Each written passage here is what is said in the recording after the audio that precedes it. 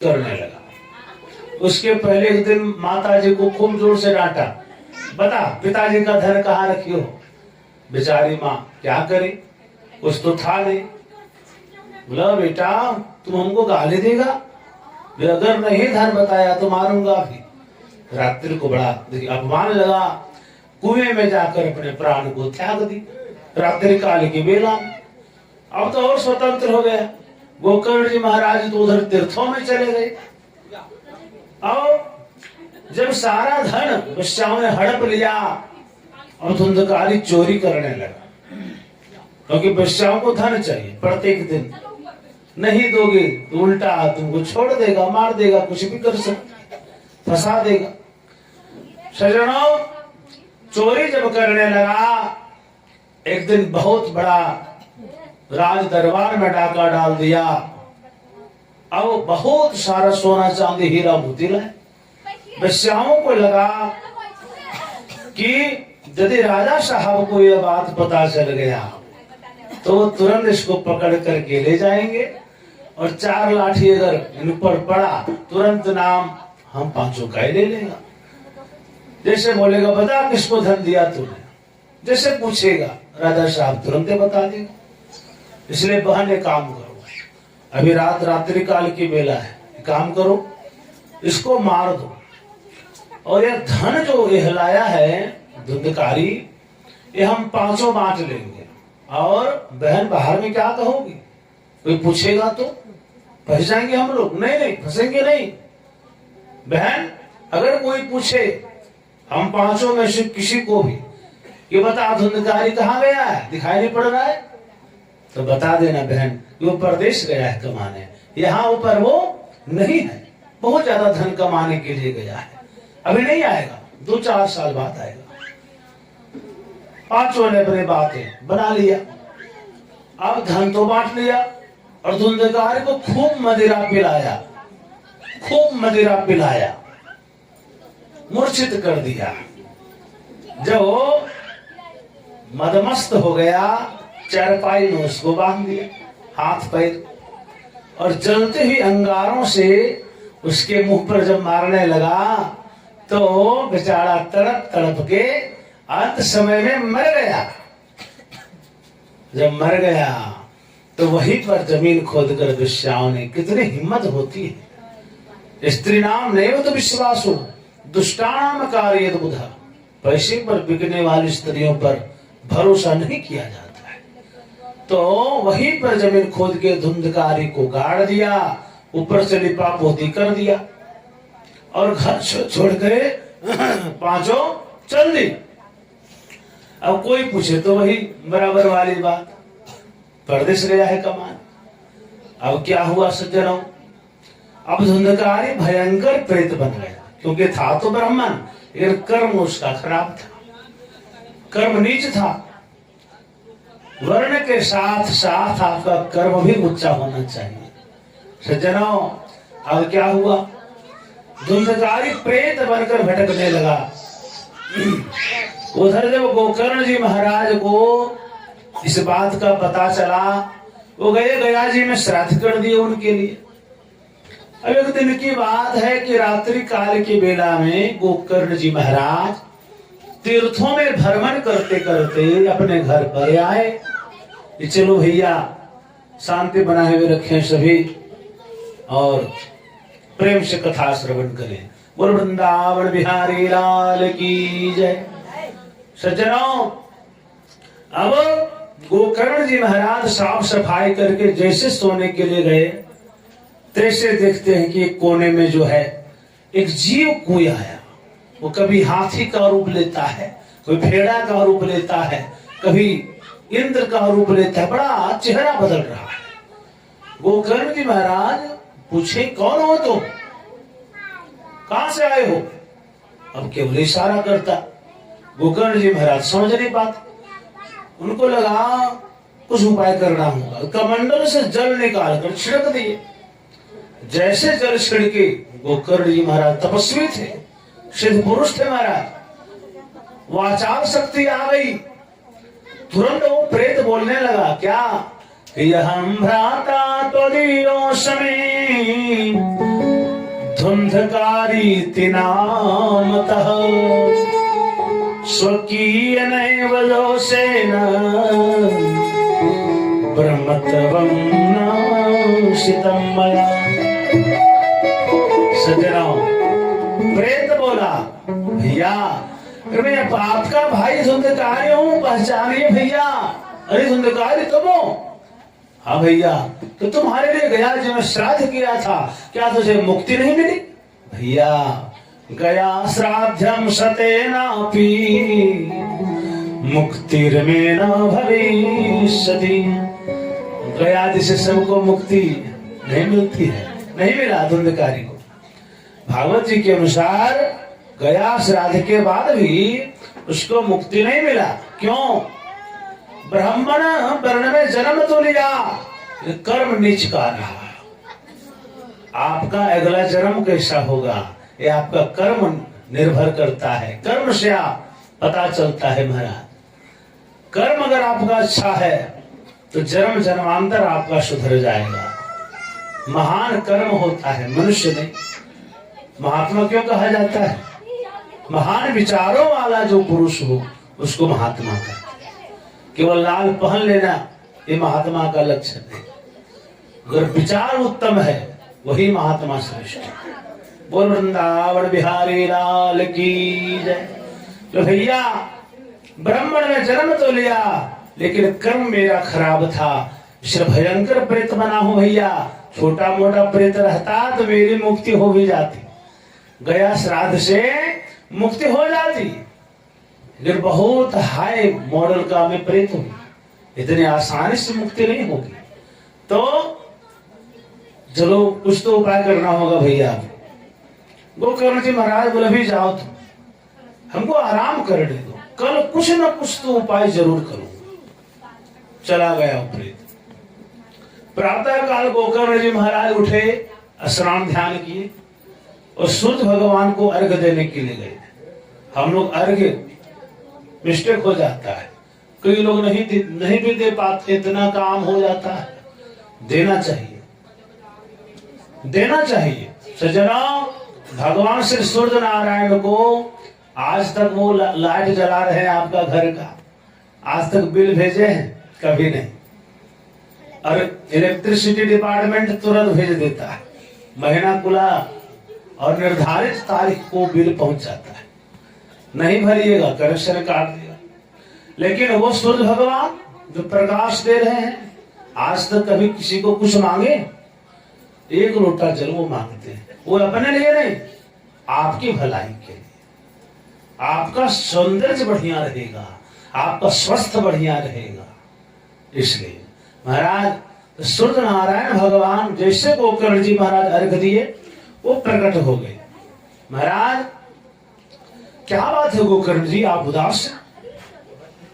बोले हे प्रभु, हे सूर्य नारायण, हे भगवान, प्रभु मेरी एक चिंता है। क्या हुआ?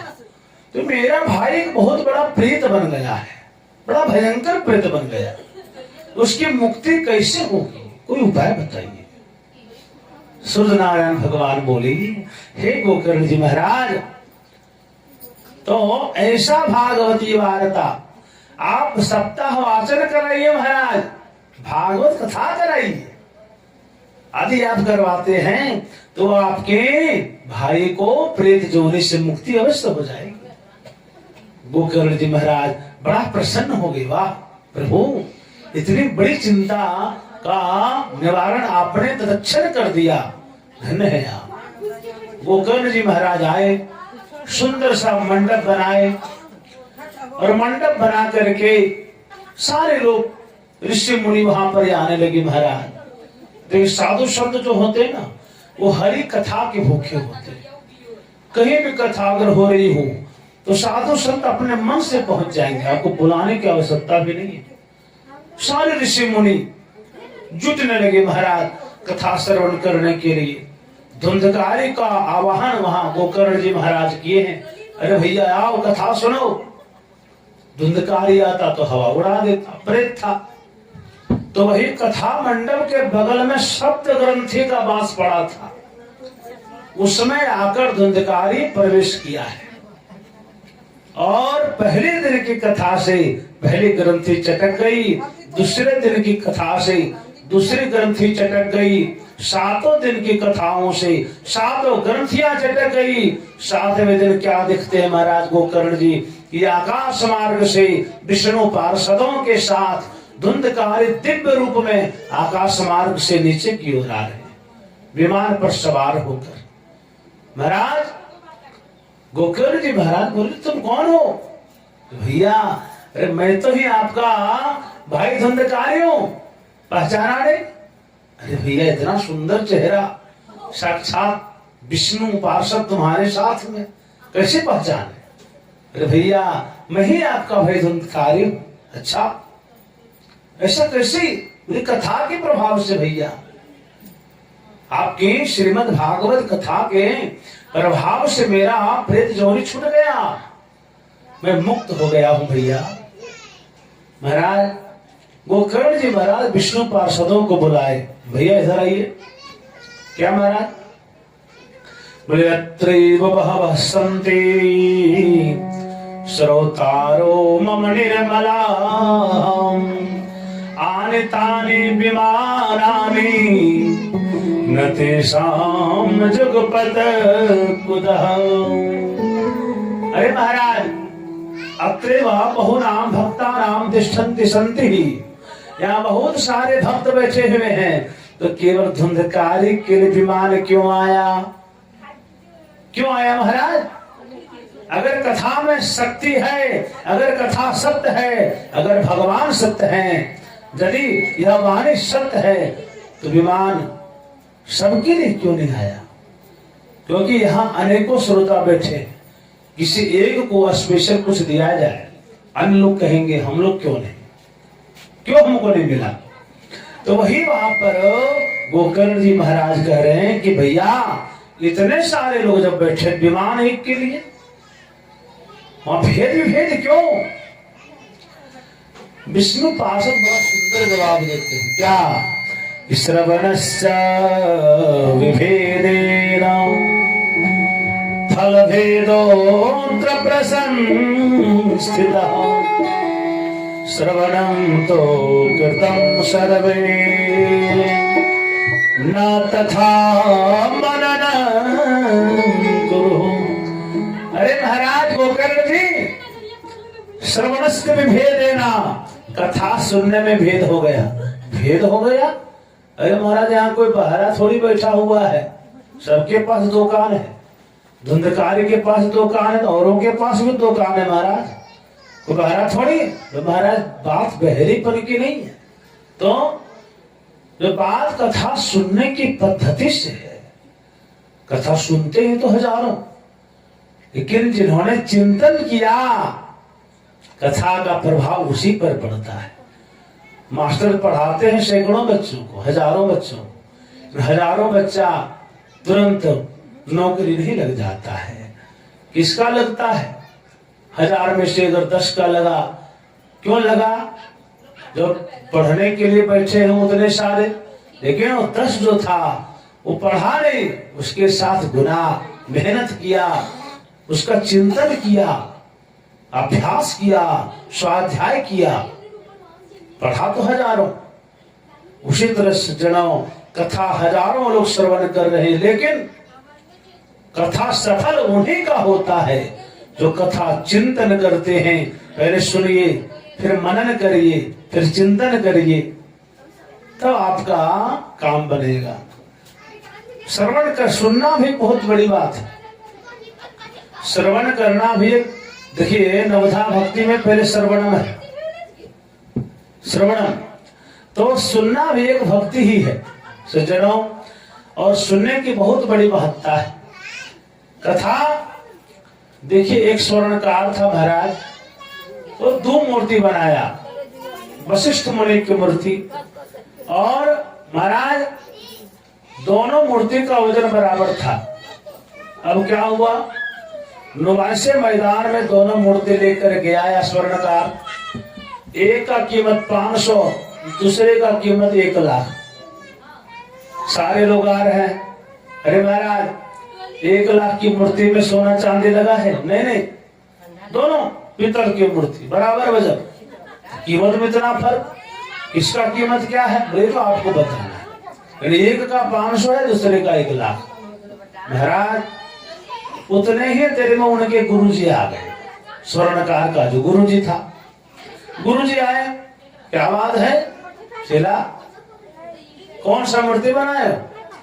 तो गुरुजी कुछ नहीं, वशिष्ठ मुनि की मूर्ति है, और कीमत क्या है? तो कीमत तो एक का 500, एक का 1 लाख। अच्छा किसका कितना है? एक गुरुजी आपको बताएंगे। गुरुजी एक मूर्ति उठाए और पतला सा धागा लिए, उसके कान में जब डाले, तो इस कान में जब डाले तो उस कान से धागा बाहर निकल गया। गुरुजी बोले 500 की है जी। गुरुजी हमने पहचान लिया। और दूसरा मूर्ति जब उठाए गुरुजी, और जब कान में धागा डाले तो धागा उस पार नहीं निकला, धागा नीचे की ओर चला गया। बोले ये तो 1 लाख रुपए की है। जी गुरुजी आप बहुत सुंदर पहचाने। तो इस कान से कथा सुनकर उस कान से उड़ा दे, वो सरोता है या सोता है, लेकिन जो इस कान से कथा सुन करके अपने जीवन में उतार ले, जब तक उतारिएगा नहीं तब तक काम कैसे बनेगा। अगर परहेज भी है, कथा सुनने से मुक्ति होती है, खांसी का दवा खाने से खांसी छूट जाता, परहेज करना होगा, दही नहीं खाना होगा, खट्टा वस्तु खट्टा चीज नहीं खाना होगा। लेकिन आप दवाई भी खा रहे हैं और खटाई भी खा रहे हैं तो आपका खांसी खत्म नहीं होगा और बढ़ जाएगा। उसी तरह कथा सुनने से मुक्ति होती है, लेकिन परहेज करना होगा। क्या? काम से, क्रोध से, लोभ से, अहंकार से। अगर परहेज करिएगा तभी कथा का पावर आपके ऊपर आएगा। और वृंदावन बिहारी लाल की जय। ओम जरा देर ठहरो राम, जरा देर ठहरो राम, तमन्ना यही है अभी हमने जी भर के देखा।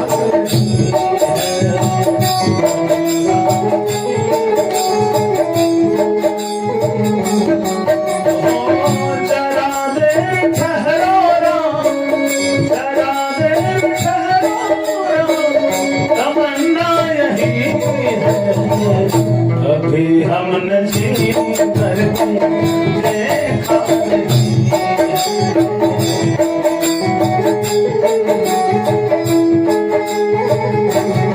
जय हो।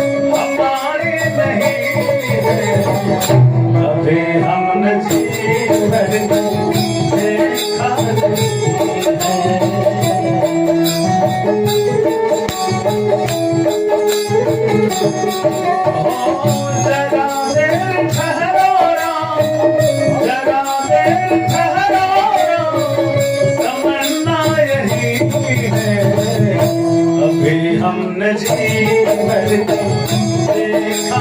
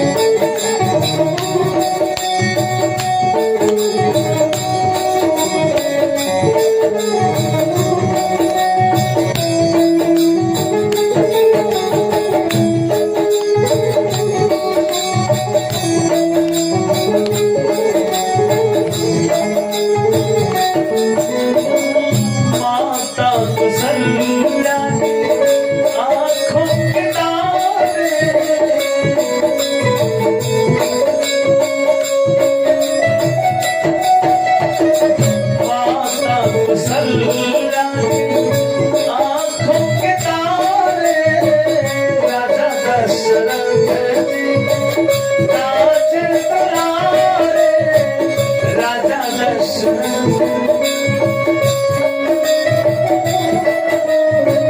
तभी तो अयोध्या को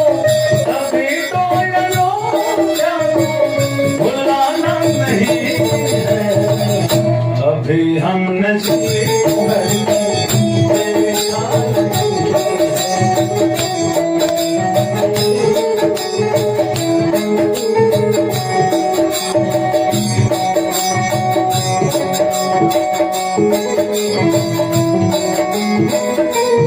जय श्री राम।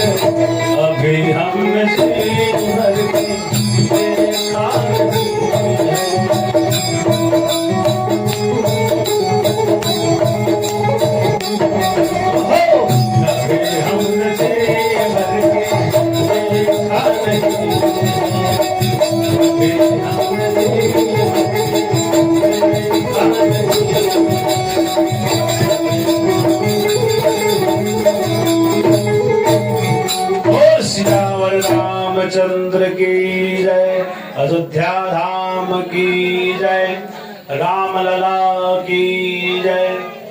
तो जनाब इस प्रकार से श्रवण करने की पद्धति है। श्रवण करना, चिंतन करना, उसके बाद उसको जीवन में उतारना। कथा केवल श्रवण करने से नहीं। बुखार लगा है आपको और डॉक्टर के पास जाके महाराज आप दवाई के बारे में पूछे कि बुखार कैसे हटेगा डॉक्टर साहब, इसका आप मेडिसिन लिख दीजिए, दवा जो जरूरी हो दवा लिख दिए महाराज, एक बार पढ़ दीजिए महाराज दवा को। डॉक्टर साहब पढ़ दिए, अब आपका बुखार हट जाएगा क्या? नहीं हटेगा, तो आपको दवा खरीदनी होगी। उसके बाद खरीदने से भी नहीं होगा, उसको खानी पड़ेगी, ग्रहण करिएगा तभी आपका बुखार हटेगा। महाराज कथा तो सुन ली, फिर कथा श्रवण करने के बाद उसको जीवन में उतारिए, फिर देखिए जीवन में क्या परिवर्तन होता है। तो जीवन में उतारना बहुत जरूरी है। बोल श्रीमद् भागवत महापुराण की जय। सज्जनों, अब इधर विष्णु पार्षदों ने सारी बातें समझाकर गोकर्ण जी महाराज को, हे प्रभु फिर से आप श्रीमद् भागवत कथा करवाइए, फिर से सभी लोगों के लिए विमान आएगा, ये मेरा वचन है। सज्जनों, विमान का माने क्या होता है? देखिए कि कथा में एक बुढ़िया माता पंडित जी महाराज से प्रश्न करी हे पंडित जी महाराज, आप कहते हैं धुंधकारी एक बार भागवत कथा श्रवण किया तो उसके लिए विमान आ गया, तो मैं तो अपने जीवन भर में 50 कथाओं को मैं श्रवण कर चुकी हूँ, 50 बार, तो आज तक विमान नहीं आया, आखिर कब आएगा? पंडित जी महाराज बोले, क्या माता जी आप तैयार हैं जाने के लिए? विमान आएगा आप जाओगी? बस महाराज मैं तो रेडी। समझिए, विमान का बहुत सुंदर अर्थ है, विगता मानः विमान, विगता मानः, जिस कथा को श्रवण करने के बाद आपके मन से, आपके चित्त से मान अभिमान का लालसा निकल जाए तो समझिए आपके लिए विमान आ गया। और कथा श्रवण करने के बाद भी यदि आपके मन में मान सम्मान की लालसा है, अहंकार आपके मन में बैठा हुआ है, समझिए आपके लिए विमान अभी तक नहीं आया। तो सज्जनों, ये बात है, जीवन को दिव्य बनाना अपने हाथों में कला होती है। सज्जनों, फिर से समय आया, फिर से गोकर्ण जी महाराज श्रीमद् भागवत कथा का बृहद आयोजन करवाए और सारे लोग बैठे और सबों के लिए विमान आया। सज्जनों, तो श्रीमद् भागवत कथा की महिमा का गान जहां तक की जाए वहां तक कम है। सज्जनों, महिमा अपरंपार है। एक बार व्यास जी महाराज सरस्वती नदी के तट पर बैठे हुए थे। महाराज चिंतन कर रहे थे, ध्यान में मग्न थे और घोर कलियुग को देख रहे थे। महाराज, घोर कलिकाल आने वाला है और घोर कलियुग में प्राणियों का जो व्यवहार है बड़ा बदल जाएगा। कैसे? मंदा सुमंद मतयो मंद भाग्या उपद्रुता। देखिए, अगर भाग्य मंद हो और मनुष्य बुद्धिमान हो तो उसका काम चल जाता है। यदि बुद्धि मंद हो और भाग्यशाली हो तो उसका भी काम चल जाता है। लेकिन कलयुग के प्राणियों का हाल क्या है? भाग्य भी मंद और बुद्धि भी मंद, तो काम कैसे चलेगा? सज्जनों, घोर कलिकाल के प्राणियों को किसी भी चीज को निष्कर्ष करने में बिना गुरु कृपा के बिना आप नहीं कर सकते। यदि आप सत्संग से जुड़े हैं, देखिए कलयुग तो है, इसमें प्रभाव नहीं आएगा। कहाँ? जहां पर हरि भजन होगा, जहां हरि कथा होगा, जो मनुष्य भगवान का भजन करेंगे, कलि को भी स्थान दिया गया है। आदि आप झूठ बोल रहे हैं। किसी ने प्रश्न किया महाराज कि परीक्षित जी महाराज तो सोने में भी वास बता दिए श्रीमद् भागवत जी के अनुसार, तो क्या सभी सोने में कलयुग का वास है? महाराज, तो सभी स्वर्ण में कलयुग का वास नहीं है और ना हर एक जगह पर है। कहां पर? आदि आप झूठ बोल रहे हैं, आदि आप जुआ खेल रहे हैं। जुआ क्या है? साक्षात कलयुग का ही रूप है। वहां बैठने के बाद पांडवों का जब बुद्धि काम नहीं किया, हम लोग क्या है? सज्जनों, जुआ में बैठने के बाद मनुष्य सब कुछ हार जाता है, उठने के बाद ही पता चलता है हम क्या। वृंदावन बिहारी लाल की। तो इस सब में कलियुग का वास रहता है। और स्वर्ण जो अन्याय के द्वारा अर्जित किया हुआ स्वर्ण है, जो अन्याय के द्वारा अर्जित किया हुआ धन है, इस सब में कलियुग का वास रहता है। दिखने में तो बड़ा लगता है, अन्याय से अर्जित किया हुआ धन जाने में कुछ ही क्षण लगता है। तो इस सब में कलियुग का वास रहता है। इसलिए यदि आप भगवान का भजन कर रहे हैं तो आप पर कलि का प्रभाव नहीं आएगा। तो भगवान से जुड़े रहिए। सबसे मुख्य बात यह है, सरस्वती नदी के तट पर व्यास जी महाराज बैठे थे। 4 वेदों की रचना कर चुके हैं, ऋग्यजुः साम अथर्ववेद, पंचम वेद महाभारत, 1.25 लाख श्लोकों वाला ग्रंथ महाराज। लेकिन फिर भी उनको संतुष्टि नहीं मिल रही, कुछ तो कमी रह गई, कुछ तो हमसे छूट रहा है। व्यास जी महाराज सोचने लगे कहाँ छूटा महाराज। अब जैसे चिंतन कर रहे थे उसी समय उधर से नारद जी महाराज आ गए। क्यों? व्यास जी भी भगवान के बता रहे। तो भगवान जितने भी देवी देवता हैं जहां चिंतन करने लगे वहां नारद जी तुरंत आ जाते हैं। असुर भी हो तो वही हाल, नारद जी कहीं भी जा सकते हैं। उनको उतना परमेश्वर मिला हुआ है। नारद का अर्थ क्या हुआ? नारम ज्ञानम द्यति अज्ञानम खंडयति नारद। और एक अर्थ ये भी है कि ना रद, जिनकी बात देवता लोग भी रद नहीं कर पाते हैं, वही नारद है। उनकी लीला अपरंपार है महाराज, क्या कहना है। अब नारद जी महाराज व्यास जी महाराज के पास चले आए। श्रीमन नारायण नारायण नारायण